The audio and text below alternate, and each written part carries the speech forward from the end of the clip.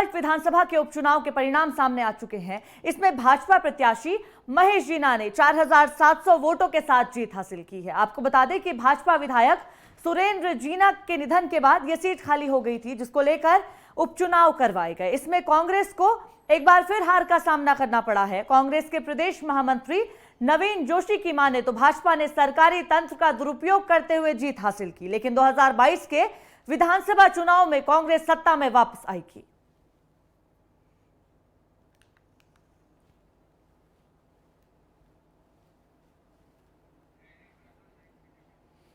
तो सल्ट उपचुनाव को लेकर लगातार सबकी नजर टिकी हुई थी। इस दौरान बीजेपी और कांग्रेस के बीच सीधी टक्कर देखने को मिल रही थी। जहां कांग्रेस प्रत्याशी गंगा पचौली थी, तो वहीं बीजेपी से भी महेश जीना प्रत्याशी के रूप में सामने आए थे। महेश जीना के बारे में अगर हम जानकारी दें तो वो सुरेंद्र जीना के भाई हैं, जो कि सुरेंद्र जीना के निधन के बाद ये सीट खाली हो गई थी। और अब महेश जीना ने 4700 वोटों की जीत हासिल सल्ट उपचुनाव में की है।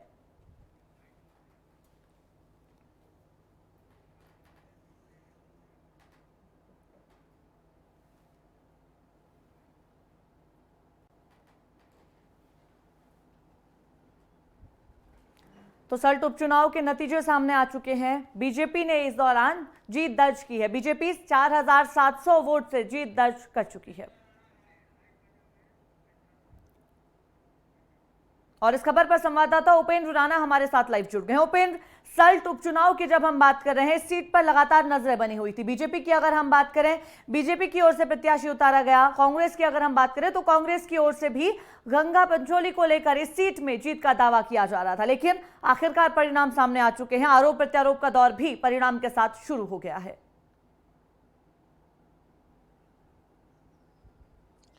बिल्कुल ऐसा नहीं। जिस प्रकार से जो सल्ट में उपचुनाव था, ये काफ़ी चुनौतीपूर्ण जो था, खास तौर पर जो है भाजपा के लिए ये बड़ी चुनौती थी, क्योंकि जिस प्रकार से जो है यहाँ पर मुख्यमंत्री का चेहरा बदला गया था और तीरथ सिंह रावत को यहाँ पर मुख्यमंत्री बनाया गया था। तो ऐसे में उनके साथ ये बड़ी चुनौती ये थी, क्योंकि 2022 का जब विधानसभा चुनाव होना था तो उससे पहले यह सेमीफाइनल माना जा रहा था चुनाव का, और उसमें जो है भाजपा ने जीत हासिल की है।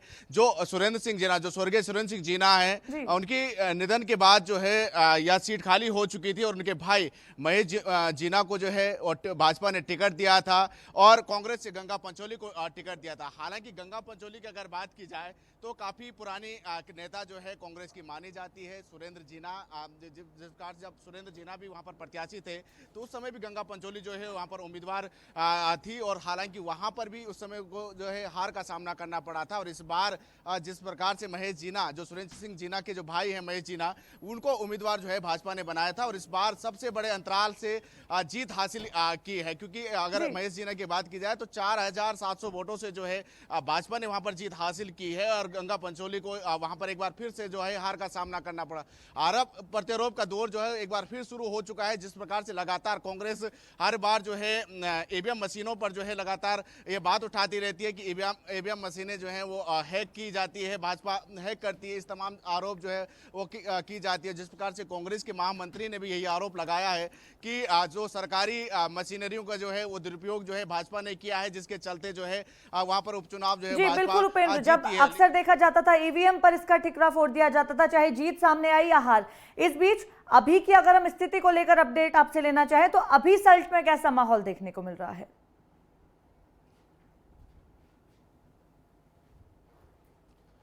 देखिए, अगर अभी सल्ट की बात की जाए तो जो सिंपैथी वोट थी वो जरूर जो है महेश जीना को मिली है, और जिस प्रकार से जीत हासिल भाजपा ने वहां पर की है, महेश जीना ने वहां पर जीत हासिल की है, कहीं ना कहीं खुशी का माहौल जो है वो जरूर भाजपा में है।